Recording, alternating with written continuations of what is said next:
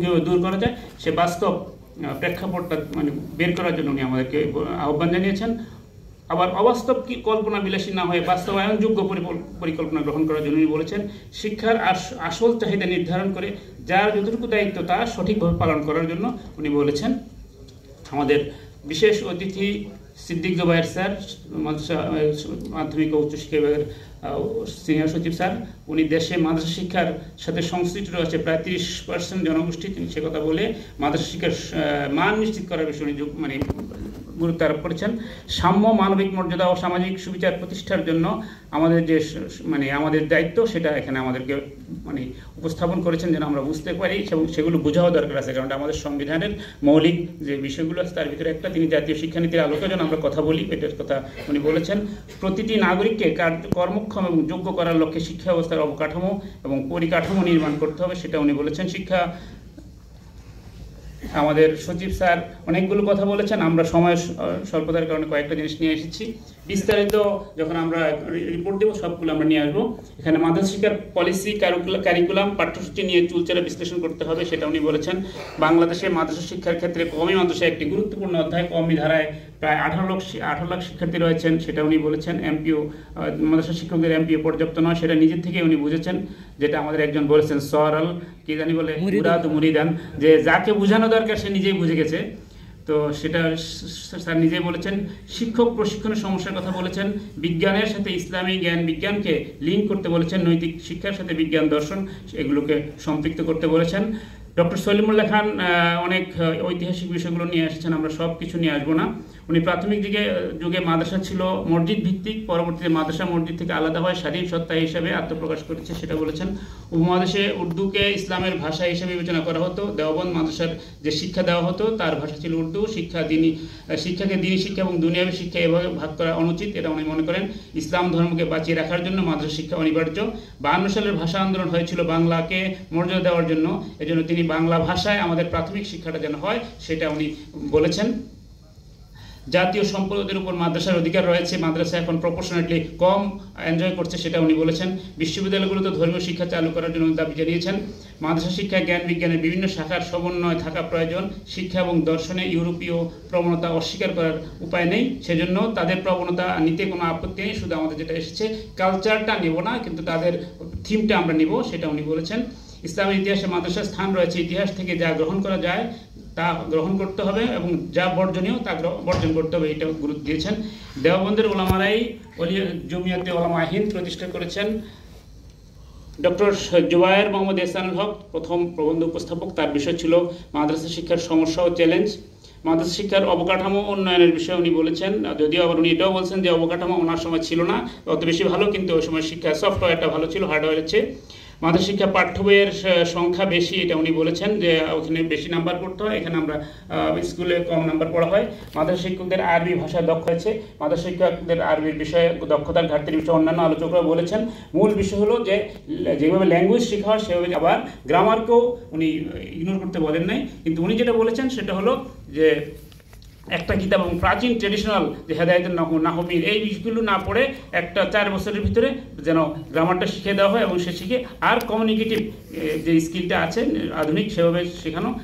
আরবি বইয়ে বাংলা অনুবাদ অন্তর্ভুক্ত থাকায় উনি বলতে চাচ্ছেন যে আরবি বই আরবিভাবে পড়ার জন্য, আরবিতে যেন তারা অভ্যস্ত হয়। এখন যেটা হচ্ছে 8 পর্যন্ত পড়বে, এরপরে গিয়ে আরবিতে লিখবে, কিন্তু ওনার কথা হলো না 6 থেকেই আরবিতে পড়ার জন্য ব্যবস্থা করতে হবে। নারী কোটা নিয়োগপ্রাপ্ত বিষয়টা উনি বলেছেন যে আসলে নিয়োগ মানে দুর্বল, আসলে এটা একটু সঠিক মানে কীভাবে ঠিক করা যায়, যারা নারী হবেন পুরুষ হবেন সেটা বড় কথা না, যোগ্যতা সম্পন্ন শিক্ষক দিতে হবে এটাই উনি বলেছেন। কারণ কোটার বিরুদ্ধে আমাদের অনেক আন্দোলন অনেক ছিল। মাদ্রাসা শিক্ষার্থীর চাকরির ক্ষেত্রে বৈষম্যের শিকার হয়, বিসিএস এনটিআরসি ইত্যাদি নিয়োগ প্রক্রিয়ায় সংশোধন আনা প্রয়োজন। তিনি বলতে চাচ্ছেন যে মাদ্রাসা শিক্ষার জন্য এনটিআরসিতে আলাদা পরীক্ষার ব্যবস্থা হবে, যেন ওই পরীক্ষার মাধ্যমে শিক্ষক নিয়োগ হয়, এবং কারিকুলাম এনটিআরসিতে এমন হবে যে তারা আলাদা থাকবে, তাদের জন্য হয়তো এনটিআরসিতে আলাদা থাকবে অথবা মাদ্রাসার জন্য আলাদা এনটিআরসি হবে, এবং বিসিএসেও তারা যেন সেভাবে সুযোগ নিতে পারে সে উনি বলেছেন। বিশেষ করে আলিয়া মাদ্রাসা, বগুড়া আলিয়া মাদ্রাসা, সিলেট আলিয়া মাদ্রাসা এবং ঢাকা আলিয়া মাদ্রাসার শিক্ষক নিয়োগের ক্ষেত্রে বিশেষ বিসিএস দিয়ে হলো মাদ্রাসা শিক্ষকদের জন্য যেরকম প্রয়োজন শিক্ষক হওয়ার সেরকম কারিকুলামের ভিত্তিতে পরীক্ষা নিয়ে শিক্ষক নিয়োগের জন্য গুরুত্ব আরোপ করেছেন। মাদ্রাসা সহশিক্ষা, আচ্ছা ঠিক আছে, আরবি ভাষা শিক্ষার ক্ষেত্রে ভাষিক পরিবেশ তৈরি করতে বলেছেন। বিএমডিটিআইকে বিভাগীয় পর্যায়ে বিস্তার করার জন্য বলেছেন। বিজ্ঞানের বইগুলোতে মুসলিম বিজ্ঞানীদের জীবনী অন্তর্ভুক্ত করতে বলেছেন। তারপরে আমাদের কয়েকজন ওনার আলোচনার পর কয়েকজন বিশেষ আলোচনা করেছেন, আমরা সেগুলো নিয়েছি, কিন্তু সময়ের কারণে সেটা আমরা হয়তো দিতে পারবো না। নিয়াজ স্যার বলেছেন যে মিশন ভীষণ ইসলামী শিক্ষার পরিবেশ আছে কিনা সেগুলো আমাদেরকে দেখতে হবে, পরিসংখ্যান দিয়ে বাছাই করতে হবে যে আসলে আমরা কতটুকু নিতে পারি। লিঙ্গ বৈষম্য, ওটা মানে প্রবন্ধ উপস্থাপকের এতে উনি কথা বলতে গিয়ে বলছেন যে লিঙ্গ বৈষম্য দূর করার চেষ্টা করতে হবে, যে আমাদের সবাইকে মেইন স্ট্রিমে নিয়ে আসতে হবে। এবং উনি আসলে পরিসংখ্যানের উপর বেশি গুরুত্ব দিয়েছেন। পরিসংখ্যান বেশ, যেহেতু একজন কি বলবো বিশিষ্ট গবেষক, উনি সেই গবেষণার আলোকে উনি কথা বলেছেন। তারপরে আকমা আব্দুল কাদের স্যার বলেছেন 2004 সালে আচ্ছা এরকম একটা ডায়লগ হয়েছিল, তবে এরকম বড় ধরনের হয়নি। তারপরে উনি মাদ্রাসা শিক্ষার পরিবেশ বৈশিষ্ট্য পরিবর্তন না করে বিশেষত শিক্ষা হিসেবে টিকে রাখার জন্য বলেছেন। যেমন তানজিমুল কোরআন বা প্রথম শ্রেণী থেকে কামিল পর্যন্ত একই প্রশাসন, এটা ওনার জন্য আমার কাছে খারাপ মনে হয়েছে। অধিদপ্তর থেকে যিনি শিক্ষক নিয়োগের ক্ষেত্রে অধিদপ্তর থেকে যারা যান তারা শিক্ষকদের জন্য যেটা প্রয়োজন সেই ধরনের প্রশ্ন ওনারা করেন না। এখন ওই ধরনের ইয়েটা উনি বলতে চেয়েছেন যে আসলে মাদ্রাসার শিক্ষক কীরকম হওয়া দরকার সেই রকম প্রশ্ন যিনি করতে পারেন বা যিনি বুঝেন তাদেরকে যেন ওই শিক্ষক নিয়োগ বোর্ডে পাঠানো হয়, সেটা উনি বলেছেন। মাদ্রাসার কারিকুলাম এবং মিশন ভীষণ সুস্পষ্ট করার কথা অনেকে বলছেন, কাদের স্যারও বলেছেন। শিক্ষক নিয়োগে সেটা কয়েকটা এসেছে, আমি যেগুলো রিপিট হচ্ছে সেগুলো বাদ দিয়ে দিচ্ছি। মানসম্মত শিক্ষা নিশ্চিতকরণে মনিটরিং বৃদ্ধি করার জন্য উনি বলেছেন। দাখিল ও আলিমে ধর্মীয় বিষয়ের উপরে অধিক গুরুত্ব দেওয়ার কথা বলেছেন। মাদ্রাসার জন্য স্বতন্ত্র টেক্সট বুকের কথা এসে গেছে। এরপরে আমরা অধ্যাপক ডক্টর এবিএম সিদ্দিকুর রহমান স্যারের যে সেশন মাদ্রাসা শিক্ষার বিষয়ে সমস্যা ও চ্যালেঞ্জ মোকাবেলায় করণীয়, সেখানে কিছু বিষয় দেখছি। ইবতদায়ী স্তরের জন্য কারিকুলাম সংস্কার করতে হবে এবং স্বতন্ত্র টেক্সট বুক বোর্ড গঠন করতে হবে। এই ইবতদায়ীর উপরে উনি বেশি গুরুত্ব দিয়েছেন, কারণ প্রাথমিক যেটা উনি বলেছেন যে কান্নাকশফিল মা কান্নাকশফিল হাজারে, যে ছোট মানে শৈশব অবস্থায় যদি কেউ শিখে তাহলে সে পাথরে খোদাই কিন্তু হয়, আর যদি বয়স হওয়ার পর শিখে তাহলে সেটা পানিতে খোদাই করার মতো হয়, এটা মিশে যায়। তারপর উনি এনসিডিবিতে পৃথকভাবে মাদ্রাসা অনুবিভাগ সৃষ্টি করতে বলেছেন। বিশুদ্ধ কোরআন তেলাওয়াতের জন্য উনি গুরুত্ব দিয়েছেন। ইভেন উনি বিশ্ববিদ্যালয়ের প্রথম বর্ষে এই কাজটা করেন যে কোরআন তেলাওয়াত যেন শুদ্ধ হয়, অথচ এটা যদি ইবতদায়ী লেভেলে বা নুরানি লেভেলে যদি হয়ে যেত তাহলে সমস্যা ছিল না। মাদ্রাসা শিক্ষকদের জন্য স্বতন্ত্র প্রশিক্ষণ প্রতিষ্ঠান প্রতিটি জেলায় করার জন্য বলেছেন। মাদ্রাসা শিক্ষার্থীদের journal, Islamic olympiad, career portal ইত্যাদি তৈরি করার কথা বলা হয়েছে। এবং ওনার সাথে যারা সহ আলোচক ছিলেন, বিশেষ করে সাব্বির সাহেব, উনিও এই কথাগুলো বলেছেন যে আইটি নলেজ বিশিষ্ট এবং আধুনিক প্রযুক্তির সাথে মাদ্রাসা শিক্ষার্থীদেরকে সম্পৃক্ত করতে হবে। এবং ওনারা বলেছেন যে এটাকে আনন্দদায়ক করতে হবে, প্লেফুল মডেলে করতে হবে। জব সেক্টর যেন তারা যেতে পারে, জব সেক্টর যেন ভালো করতে পারে সেই কথাটা বলেছেন। আর উনি বলেছেন আচ্ছা ইবতদায়ী স্তর বলেছেন।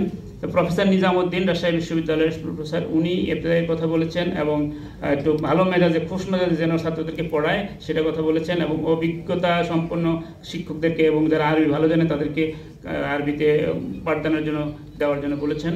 এবং এটার জন্য উনি একটা ছোট্ট কমিটি গঠন করার জন্য আমাদের যে কাজটা আমরা করতেছি সেটার জন্য ছোট্ট কমিটি করার কথা বলেছেন। ওনার একটা সিএমইডি নামের প্রতিষ্ঠান আছে, সেটা আগে থেকে কাজটা করতো।